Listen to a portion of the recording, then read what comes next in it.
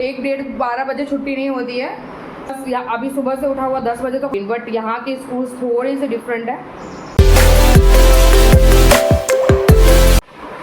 Hello guys, welcome back to my channel. मैं शिवा हूँ पौंडीचेरी से। Good morning. ऑलमोस्ट 8:45 होने वाले गाइस। तो फाइनली बीयू स्कूल जा चुका है और मैंने उसको आलू की भुजिया और पराठा दिया है ट्रायंगल शेप वाला, और स्नैक्स में एप्पल दिया है। जी हाँ, यहाँ का स्कूलिंग का सिस्टम थोड़ा डिफरेंट है गाइस।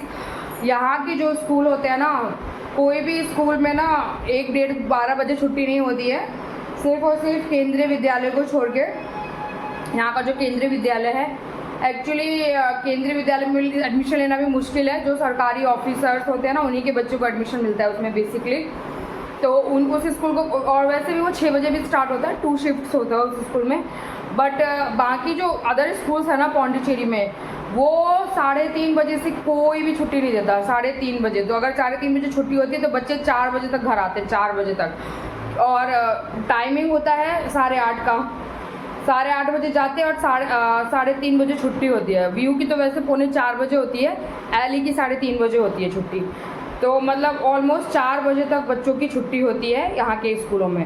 बहुत लंबी स्टडी होती है गाइस, इसलिए 2 लंच देना पड़ता है। एक स्नैक्स देना पड़ता है जो 10 बजे होगा अभी, जिसमें आप कुछ भी दे सकते हैं, फ्रूट्स वगैरह, एप्पल वगैरह, एनीथिंग सैंडविच, लिटिल, मतलब छोटा सा स्नैक्स देना पड़ता है।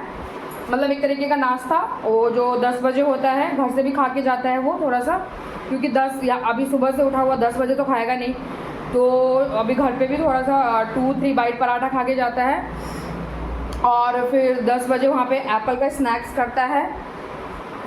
और फिर 12 बजे एक लंच होता है गाइस, वो जो मेन लंच होता है जिसमें पराठा वराठा, राइस वाइस जो भी दे सकते हैं वो खाता है। तो ऐसे लंच होता है। उसके बाद छुट्टी होती है 3:30 बजे। मतलब व्यू की तो 3:45 बजे होती है, एली की 3 बजे। तो इतना लंबा स्कूल होता है। अब ये समझ लो कि मतलब ऑफिस वाले से भी मतलब लंबा स्कूल है। मतलब अजीब सा, मतलब क्या एजुकेशन सिस्टम इतना टाइट किया हुआ है ना कि बहुत लंबे स्कूल है। बताओ, छोटे छोटे मासूम बच्चे सुबह जाते हैं, 3:30 4 बजे घर आते हैं गाइस। मुझे तो बड़ी दया आती है, लेकिन क्या करें, स्कूल तो भेजना ही है। एनीवे, हम लोग तो यार दिल्ली में हम लोग स्कूल जाते थे। मैं भी 6 बजे निकलती थी, 7 बजे का स्कूल रहता था। मैं तो नॉर्मल पब्लिक बस से ही जाती थी, पब्लिक ट्रांसपोर्ट से। और 12:30 बजे हमारी छुट्टी हो जाती थी और मैं 1:30 बजे तक घर आ जाती थी।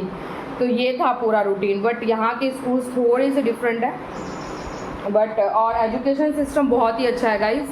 आई मीन थोड़ा सा मिलता जुलता है फॉरेन कंट्रीज़ से, क्योंकि वहाँ पे भी मैंने सुना है कि 4 बजे ही बच्चे इवनिंग के 4 बजे घर आते हैं। और स्टडी तो अच्छा ही कराते हैं, बट ऑब्वियसली प्राइवेट स्कूल थोड़ा पैसे ओरिएंटेड होते हैं। सम स्कूल बहुत ज़्यादा पैसे लेते हैं गाइस। 1-1 लाख रुपए फीस है सालाना। इवन 2-2 2.5 लाख रुपए है। कौन से क्लास की, तो LKG UKG मॉन्ट 1 मॉन्ट 2, मतलब इन छोटी छोटी क्लासेस से फीस स्टार्ट हो जाती है गाइस। सोचिए 1-1.5 लाख रुपए फीस है एक बच्चों की। बट हम उतना अफोर्ड नहीं कर सकते, तो मेरे बच्चों की उतनी ज़्यादा फीस नहीं है गाइस, तो नॉर्मल फीस है। तो इस हिसाब से होता है। 1-1 लाख, मतलब साल के, मतलब हम 2.5-3 लाख रुपए फीस में ही दे रहे हैं। वाह, फिर हम बाकी चीज़ कैसे करेंगे? इसलिए आप नॉर्मल स्कूल में पढ़ाइए जो आपके बजट के अंदर है। और ख़ासकर आप ये जो पैसे अभी जो आप डालेंगे ना स्कूल्स में, उस पैसों को आप सेव करके रखिए उसके फ्यूचर स्टडीज़ के लिए। क्योंकि हायर जब वो स्कूल से निकलेंगे गाइस, तो वो अपनी सारी चीज़ों को सिलेक्ट करेंगे, क्या उन करियर में उनको क्या बनना है, क्या सिलेक्ट करना है, क्या स्टडी करना है, कहाँ पे स्टडी करना है। तो उस टाइम हायर स्टडी के लिए आपको पैसे की बहुत ज़्यादा ज़रूरत पड़ने वाली है। आफ्टर 12th, आफ्टर कॉलेज में भी आफ्टर 12th ही पड़ जाएगी आपको ज़रूरत। तो ये जो 1-1 लाख रुपए देने के बजाय आप इन पैसों को बचा के रखिए हायर स्टडीज़ के लिए। उसमें आपको ज़्यादा पैसे की ज़रूरत पड़ती है, उसमें आप कॉम्प्रोमाइज़ नहीं कर सकते कि अरे पैसे नहीं है तो बच्चों को इंजीनियर नहीं करवा सकते, अरे पैसे नहीं है तो बच्चे को डॉक्टरी नहीं करवा सकते। मेडिकल स्ट्रीम में नहीं डाल सकते, क्योंकि उसमें बिना पैसे के तो होगा नहीं। हाँ, सरकारी अगर बच्चा एग्ज़ाम क्लियर कर लेता है तो कोई बात नहीं, फिर भी आपको पैसे तो लगेंगे ही यार। एग्ज़ाम भी क्लियर कर लेता है फिर भी कुछ तो पैसे लगेंगे ही, तो वो हायर स्टडीज़ के लिए पैसे बचा के रखिए। और स्कूल से गाइस नॉर्मल दीजिए, मैं ये नहीं कह रही कि सरकारी स्कूल में दीजिए। केंद्रीय विद्यालय अच्छा है, वो गवर्नमेंट स्कूल है, क्योंकि उसमें सरकारी ऑफिसर्स के बच्चे पढ़ते हैं, तो वो स्कूल तो अच्छा कर रखा है। बाकी जितने भी अदर सरकारी स्कूल है ना इंडिया के, मतलब उतना ज़्यादा सक्सेसफुल नहीं है, मैंने खुद देखा है।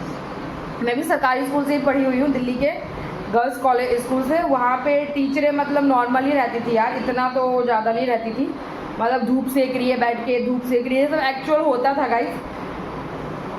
स्कूल अच्छा था, नो डाउट, हमारा स्कूल भी अच्छा था, बट बच्चों पे उतना ज़्यादा पर्सनल ध्यान नहीं दिया जाता था, और क्या कहते हैं, नेगलेक्ट किया जाता था। इतने बच्चों पे कैसे ध्यान दे देगा कोई टीचर। ट्यूशन तो ट्यूशन करना ही पड़ता था, ट्यूशन खैर अभी भी करना ही पड़ेगा मुझे, क्योंकि मैं मैथमेटिक्स एक लिमिट तक पढ़ा सकती हूँ, लाइक 5th 6th 5th भी बहुत लंबा हो गया गाइज। आजकल के 1st 2nd स्टैंडर्ड में हायर मैथमेटिक्स के कैलकुलेशंस है, वो मैं नहीं करा सकती। बाकी इंग्लिश वगैरह साइंस वगैरह आई कैन डू, बाकी मैं मैथमेटिक्स नहीं पढ़ा सकती, तो उसके लिए तो ऑब्वियसली ट्यूशन रखना ही पड़ेगा बच्चों के लिए। तो इस तरीके का एजुकेशन सिस्टम है। लेकिन मैंने सरकारी स्कूल में इसलिए नहीं डाला क्योंकि सरकारी स्कूलों की हालत उतनी अच्छी नहीं है फॉर बेसिक एजुकेशन। अगर आप बेसिक में ही सरकारी स्कूल में बच्चों को डाल देते हैं ना, तो वो प्रॉपर इंग्लिश नहीं सीख पाएंगे। और इंग्लिश तो वेरी इंपॉर्टेंट है, इंडिया में इंग्लिश बहुत ज़्यादा ही ज़रूरी है गाइज आगे बढ़ने के लिए। इसलिए हम लोगों ने उनको, मेरे बच्चों को प्राइवेट स्कूल में मैंने डाला है, वीओ और एली को, ताकि उनका बेसिक एजुकेशन बढ़िया हो। और बेस अगर मजबूत होगा गाइस तो वो बढ़िया से स्टडी कर पाएंगे।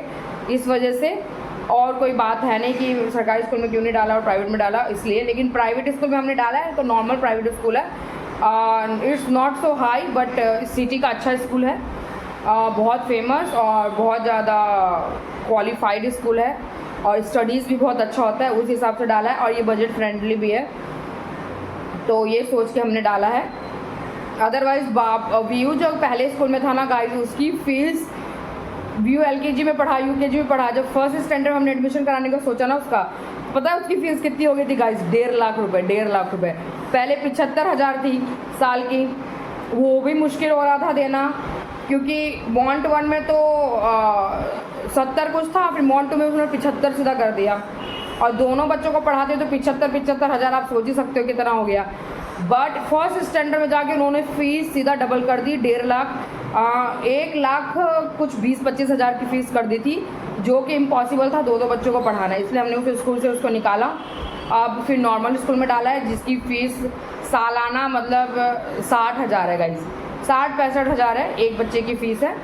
और बाकी तो करिकुलर एक्टिविटीज़ के पैसे लगते ही रहते हैं, लाइक इसके उसके, डांस के, ड्राइंग के एक्टिविटीज़ होता ही रहता है। अदर खर्चे तो गाइस अलग है, मेन फीस इतनी है, अदर खर्चे अलग है गाइस। बहुत ज़्यादा मुश्किल है बच्चों को स्टडी कराना, आजकल एक बच्चा अफोर्ड करना बहुत मुश्किल है, और मेरे तो फिर भी 2 हैं, हो गए भगवान की कृपा से एनीवे। तो इसलिए सोच समझ के बच्चे पैदा करिए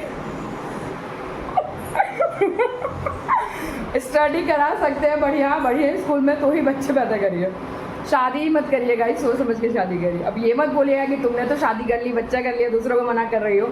ये एक्सपीरियंस है गाइस, मुझे कोई मना करने वाला नहीं था। मम्मी पापा मेरे, मतलब हमारे मम्मी पापा तो ऐसे थे कि बस शादी कर लो टाइम से और बच्चे भी कर लो टाइम से, हमें तो कोई गाइड करने वाला नहीं था। बड़ी बहन बड़ी दीदी तो कोई थी नहीं कि हाँ भाई मैंने तो शादी कर ली, तू मत करियो जल्दी, तू बच्चे मत करियो, शादी कर भी ली तो बच्चे पैदा मत करियो।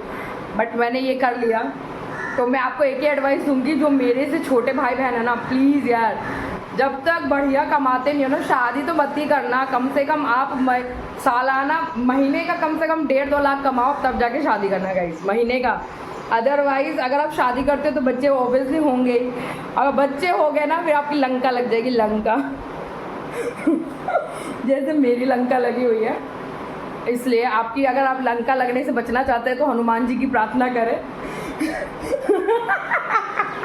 जय श्री राम बोले, जय श्री राम हो जाए, हनुमान जी बोलिए और लंका लगने से बच जाइए।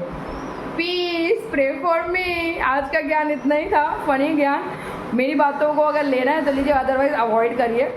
Okay, bye bye.